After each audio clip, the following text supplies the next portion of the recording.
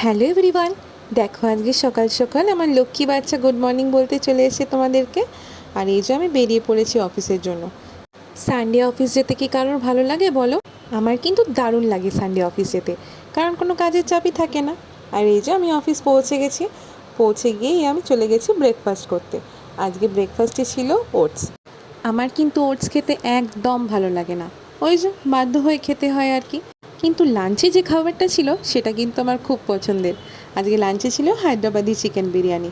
আমরা সবাই বন্ধুরা মিলে আজকে একটু ছোটোখাটো করে বিরিয়ানি পার্টি করলাম। আর এদিকে সন্ধেবেলা বাড়ি ফেরার পথে বাস থেকে নেমে পড়তে হলো, কারণ বাস একদম ফাঁকা হয়ে গেছিলো।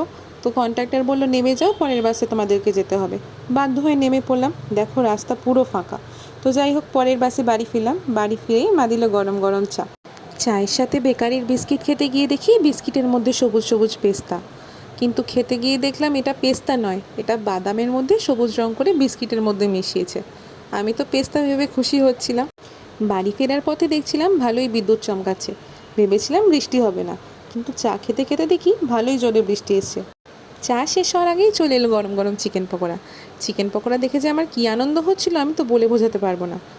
বৃষ্টির সাথে চা, চিকেন পকোড়া একদম পারফেক্ট কম্বিনেশন। ডিনারে ছিল ভাত, লাউ চিংড়ি আর লাউয়ের খোসা ভাজা। খেয়ে দিয়ে দেখি ভুল্লু এসে শুয়ে পড়েছে মেঝেতে। গরমের জন্য এখন সারাদিন মেঝেতেই শুয়ে থাকে। চলো তাহলে আজকে এটুকুই থাক, আবার দেখা হবে নতুন একটা ব্লগে।